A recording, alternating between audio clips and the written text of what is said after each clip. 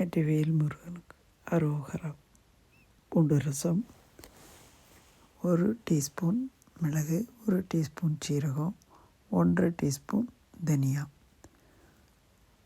1/2 teaspoon வெந்தயம், 2 மிளகா வத்தல், 5 பல் பூண்டு.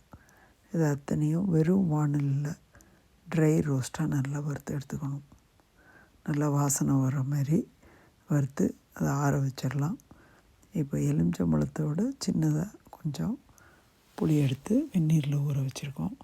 அதே மாதிரி வெந்நீரில் ஒரு தக்காளி பழத்தை நல்லா ஸ்குவீஸ் பண்ணி அது நம்ம ரசத்துக்கு அதுதான் பேஸாக நம்ம யூஸ் பண்ண போகிறோம். இதை இந்த மாதிரி ஸ்குவீஸ் பண்ணி வச்சா ரொம்ப டேஸ்டியாக இருக்கும். ஈஸியாக அது ரசத்தோடு சேர்ந்துக்கும். இப்போ வறுத்ததெல்லாம் ஆற வச்சு மிக்ஸி ஜாரில் சேர்த்துட்டோம். இதை கொஞ்சம் கோர்ஸாக திரித்து எடுத்துன்னு வந்துடலாம். நம்ம ஒரு பேனில் 1 டீஸ்பூன் நல்லெண்ணெய் விட்டு கடுகு, உளுத்தம்பருப்பு, கருவேப்பிலை, காயம் எல்லாம் நம்ம நல்லா சாட்டே பண்ணலாம். இது நல்லா தயாரான உடனே நம்ம ஸ்குவீஸ் பண்ணி வச்சுருக்க தக்காளியோடு சேர்த்த தண்ணீரை நம்ம இதில் சேர்க்குறோம். நம்ம 6 டம்ளர் ரசம் நமக்கு வேணும் அப்படின்னா நம்ம அதுக்கு தகுந்த மாதிரி தண்ணீரை நம்ம சேர்த்துக்கணும்.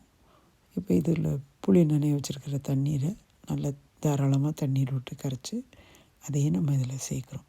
இப்போ நம்ம ரசத்துக்கு தேவையான தண்ணீர் பூரா நம்ம பேனில் வந்துடுது.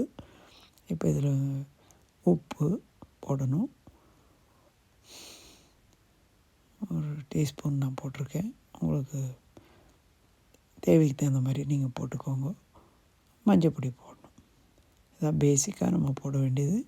அடுத்தது நம்ம அரைச்சி எடுத்துன்னு வந்த ரச பவுடரையும் நம்ம சேர்த்து போட்டுடலாம். ரசத்தை அடுப்பில் வச்சதுக்கப்புறம் நம்ம கிளறக்கூடாது.